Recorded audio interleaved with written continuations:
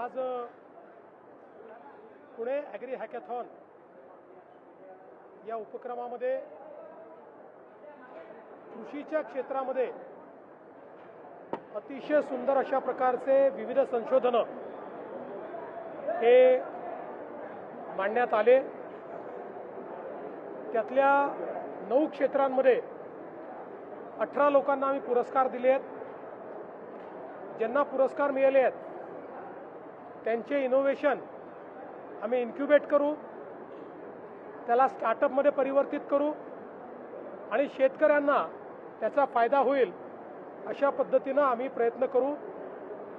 मागील वर्षीच्याही ॲग्री हॅकॅथॉनमधील जे विजेते होते त्यापैकी 4 प्रॉडक्ट्स आता मार्केटला आले आहेत, 12 अजून मार्केटमध्ये येण्याच्या तयारीत आहेत। यामध्ये माती परीक्षणापासनं, कीड व्यवस्थापनापासनं, पेरणी तंत्रापासनं, कापणी तंत्रापर्यंत प्रत्येक क्षेत्रामध्ये इनोव्हेशन करण्यात आलेलं आहे।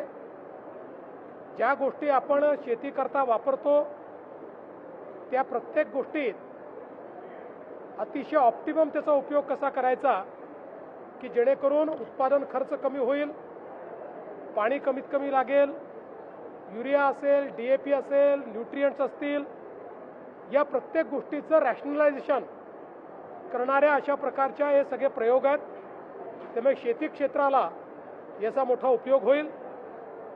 मी 2 घोषणा आज केल्या आहेत। हे जे पुणे ॲग्री हॅकॅथॉन आहे हे पुढच्या वर्षीपासनं संपूर्ण महाराष्ट्राच्या स्तरावर आम्ही करू।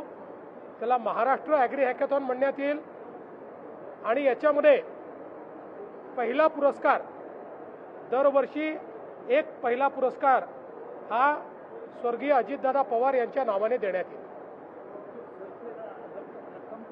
तेच आता ठरवू, पुण्यात करू। कर्जमाफीच्या संदर्भातली आमची तयारी अंतिम टप्प्यामध्ये आहे। या संदर्भात कॅबिनेट सब कमिटीची बैठक झालेली आहे। काही अधिकची माहिती आम्ही मागवली आहे, ती आल्यानंतर आम्ही ही प्रक्रिया सुरू करू। 30 जून पूर्वी कर्जमाफी आम्ही करणार आहोत। काल मला पार्थ पवार येऊन भेटले। काही 2-3 प्रशासनिक विषय होते, काही राजकीय विषय होते, त्याच्यावर त्यांनी माझ्याशी चर्चा केली। मला असं वाटतं की आम्ही मित्रपक्ष आहोत, त्यामुळे ते मला येऊन भेटणं ही काही फार मोठी बातमी आहे असं मला वाटत नाही। राज्यात कुठलंही ऊर्जा संकट नाही। आपल्याला आवश्यक त्यापेक्षा जास्त ऊर्जा आज आपल्याकडे आहे। एखाद्या ठिकाणी कधीतरी ग्रीड फेलियर होतं, त्यामुळे काही काळाकरता, काही तासांकरता संकट तयार होतं, बाकी राज्यात भरपूर वीज आहे।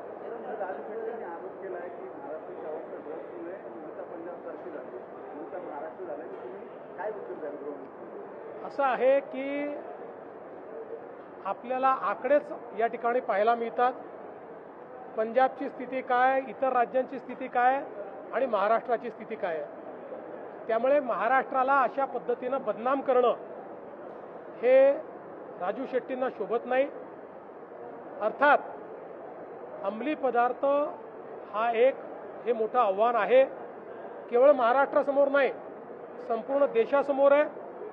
पण देशाचे कणखर गृहमंत्री माननीय अमितभाई शाह यांनी मोदीजींच्या नेतृत्वात संपूर्ण भारतामध्ये ड्रग्सच्या विरुद्ध मोठी लढाई सुरू केली आहे। महाराष्ट्र त्यात अग्रणी आहे। काही काळ हा लढा आपल्याला द्यावा लागेल, पण मला विश्वास आहे की निश्चितपणे आपला विजय त्याच्यात होईल।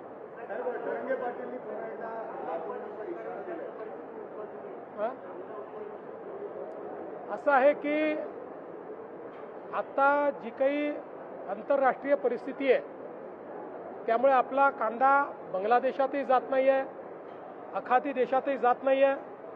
उत्पादन अधिक आहे, त्याला खरीदार कमी आहे आणि म्हणूनच कालपासनं केंद्र सरकारने इंटरव्हेन्शन सुरू केलं आहे। 12.5 रुपयाच्या भावाने केंद्र सरकार कांदा खरेदी करत आहे, ती सुरू झालेली आहे। त्यामुळे काही ना काही दिलासा हा शेतकऱ्यांना निश्चित मिळेल। साहेब, धनंजय पाटलांनी पुन्हा एकदा आंदोलनाचा इशारा दिलेला आहे. 30 तारखेपासून पुन्हा एकदा ते आंदोलनावर बसणार आहे. त्यांच्या मागण्या दोन एक सातारा गॅजेट लागू करा आणि व्हॅलिडिटी सर्टिफिकेट तातडीनं द्या. असं आहे, सातत्याने मराठा समाजाकरता राज्य सरकारने अनेक गोष्टी केल्या आहेत. यामध्ये सारथी संस्था तयार करून आपले अनेक मराठा तरुण IAS, IPS, MPSC स्पर्धा परीक्षांमध्ये आज त्या ठिकाणी उत्तम यश संपादन करतायत. अण्णासाहेब पाटील आर्थिक विकास महामंडळातनं रेकॉर्ड इतके उद्योजक मराठा समाजातले आपण तयार केले आहेत. शिक्षणाचं क्षेत्र असो, सगळ्या स्कॉलरशिप आपल्या चाललेल्या आहेत. ज्यांना हॉस्टेलमध्ये जागा मिळत नाही त्यांच्याकरता निर्वाह भत्त्याची योजना आपण चालवतो. नवीन हॉस्टेल्स तयार करतो. कुठलीही योजना बंद नाही आहे. या ठिकाणी प्रमाणपत्र मागितलं आहे आणि खूप प्रमाणपत्र पेंडिंग आहेत अशी परिस्थिती नाही. जे प्रमाणपत्र मागितले जातात त्यातले जे त्या नियमात बसतात ते सगळे दिले जातात आणि पेंडन्सी कुठेही फारशी तुम्हाला त्या ठिकाणी पाहायला मिळत नाही. आता याची जी काही व्हॅलिडिटीची प्रोसेस आहे ही प्रोसेस सर्वोच्च न्यायालयाच्या निर्णयानुसार केली जाते. त्याची कमिटीही सर्वोच्च न्यायालयाने तयार केली आहे. त्याचे निकषही सर्वोच्च न्यायालयाने तयार केली आहे. त्या समितीला पूर्ण स्वायत्तता सर्वोच्च न्यायालयाने दिली आहे. ते काही राज्य सरकार त्याच्यामध्ये हस्तक्षेप करू शकत नाही. त्यामुळे त्या नियमानुसार कमिटी व्हॅलिडिटी देखील करते आणि सातारा गॅझेटचा जो काही या ठिकाणी संबंध आहे, आपल्याला माहिती आहे हैदराबाद गॅझेट दिल्यानंतर त्याची केस ही आत्ता माननीय उच्च न्यायालयामध्ये चाललेली आहे. अजून त्या केसचा निकाल लागलेला नाही.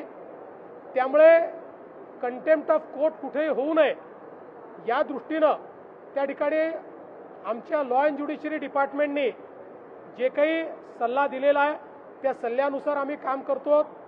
कुठेही मराठा समाजाकरता आम्ही केलेल्या योजना स्लो केल्या नाहीत, बंद केल्या नाहीत. उलट अधिक ताकदीनं आम्ही त्या चालवतो आणि जेवढं मराठा समाजाकरता मुख्यमंत्री म्हणून मी आणि एकनाथराव शिंदेजींनी केलं, मला वाटत नाही की महाराष्ट्राच्या इतिहासात कुठल्याच सरकारमध्ये झालेलं आहे. तथापि लोकशाही आहे, प्रत्येकाला मत व्यक्त करण्याचा अधिकार आहे, त्याला तुम्ही थांबवू शकत नाही.